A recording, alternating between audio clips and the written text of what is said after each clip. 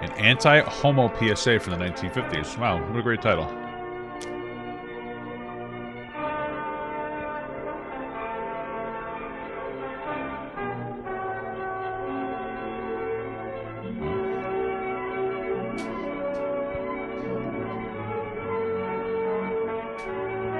I guess I need to watch this because I'm gay.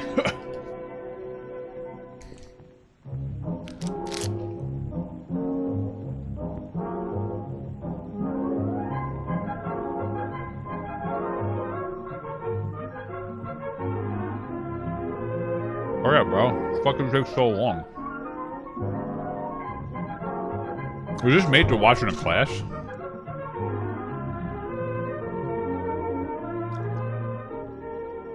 I'm Lieutenant Williams, a police officer attached to the Juvenile Division. I'm on my way to Monroe Junior High School to talk to a group of young people. That looks innocent enough, doesn't it? Lots of young people hitchhike. Seems like a good way to get from one place to another. Not but really. Sometimes there are dangers involved that never meet the eye. Let's take the case of Jimmy Barnes. Jimmy played baseball all afternoon, and he didn't feel like walking home, so he decided to thumb a ride.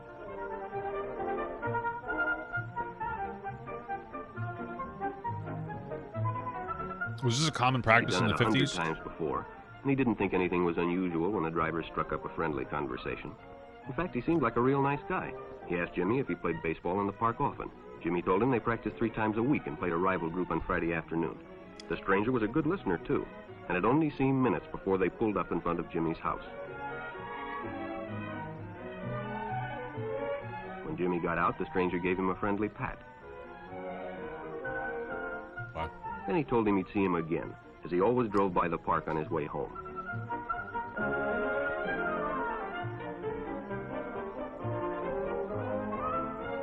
So far, this seems more like a PSA against, like, predators, you know what I'm saying? Sure enough, the following day, when Jimmy finished playing ball, well, the man was there waiting.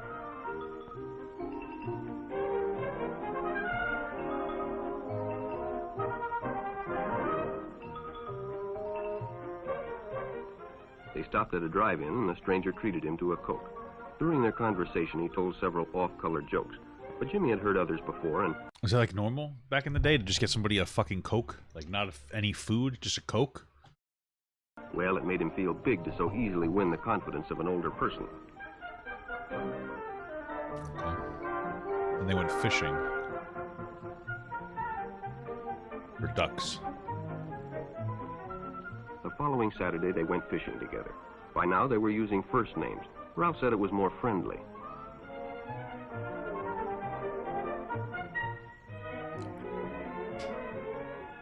Jimmy hadn't enjoyed himself so much in a long time. That's weird, but okay. Then during lunch, Ralph showed him some pornographic pictures. Jimmy knew he shouldn't be interested, but, well, he was curious. What Jimmy didn't know was that Ralph was sick, a sickness that was not visible like smallpox, but no less dangerous and contagious, a sickness of the mind.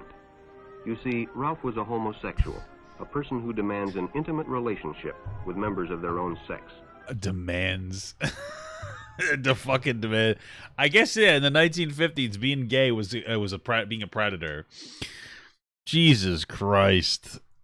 Because this guy's giving me, like, predator vibes for sure. Doesn't mean that it just means it's not because he's gay. He just happens to be gay and a predator. You know what I'm saying? Like, we just watched a whole thing on, like, a straight predator. Well, attracted children. I mean, Jesus Christ.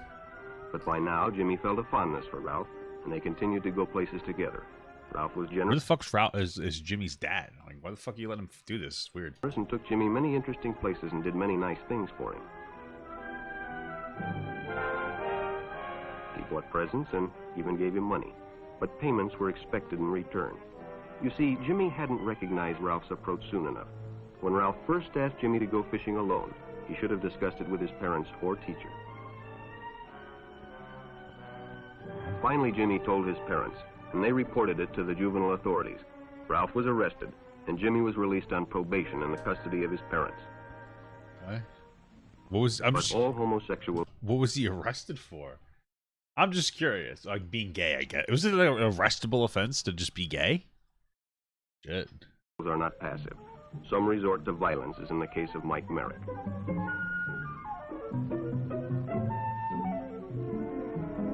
In the heat of competition, no one noticed the man who sat and watched.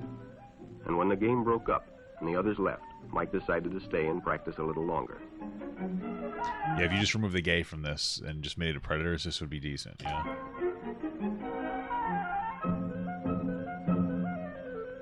The stranger joined him. He was friendly and, well, it was better than playing alone. But after a few shots, Mike realized he had already overstayed his time and suggested he better leave. The stranger told him if he'd like to stay longer, he'd be glad to drive him home when they finished. Sounded great to Mike. Chance to play longer and get a ride home, too.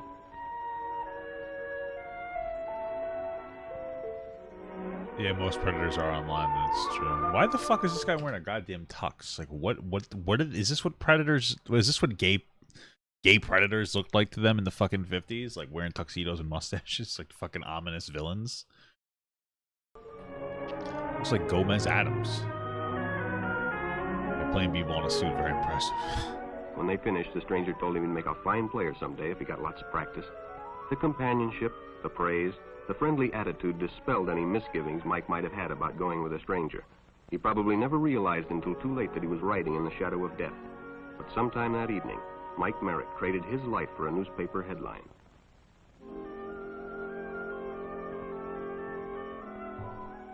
As Denny and Jerry got the papers ready for Jerry's afternoon delivery, they only casually noticed the two boys that raced by in the afternoon traffic, and they didn't pay much attention to the car that drew up shortly afterwards until the man called them over.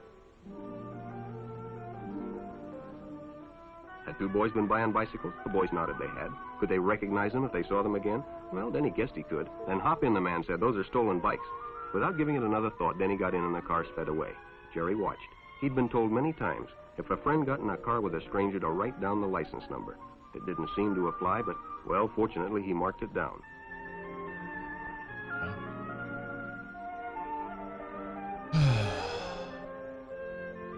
When he delivered a paper to Denny's house, he asked his mother if they'd caught the boys that had stolen the bicycles. Denny hadn't returned, so he told her the story and gave her the paper with the license number.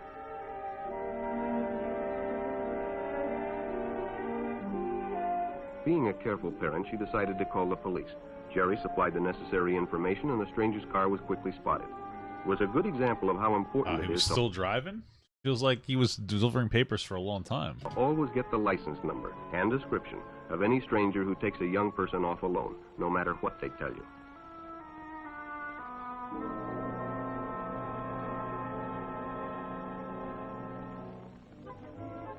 Public restrooms can as the moral of the story, called cops on gays, apparently often be a hangout for the homosexual.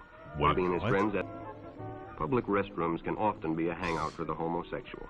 Bobby and his friends hadn't noticed the man who had been in the restroom when they changed, and as it was late, he suggested they take the shortcut under the pier, but the others preferred to take the more traveled way home.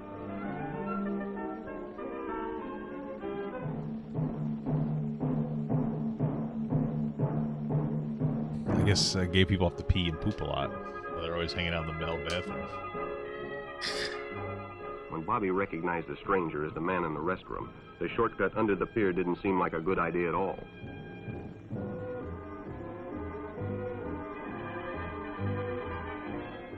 After all, it's more fun to stay with your friends anyway. Bobby had made a wise decision. It may have saved his life. The decision is always yours, and your whole future may depend on making the right one. So no matter where you meet a stranger, be careful if they are too friendly, if they try to win your confidence too quickly, and if they become overly personal. One never knows when the homosexual is about. He may appear normal, and it may be too late when you discover he is mentally ill. So keep with your group, Jesus and Christ. don't go off alone with strangers unless you have the permission of your parent or teacher. It's fucked up. Bro, this is bad. Wow. It's so weird, like, you know, because you always hear about, like, it's just such a weird thing. Because we were like, everybody's always like, yeah, we used to be homophobic, and it's like, well, I was like, oh yeah, what does that mean? You know what I mean? Like, you know, you understand homophobic means you don't like gay people, but to what extent? This was a video that was probably fucking played in schools, and you're meant to go like, whoa, I gotta stay away from those gays. It's fucking incredible. That's bad.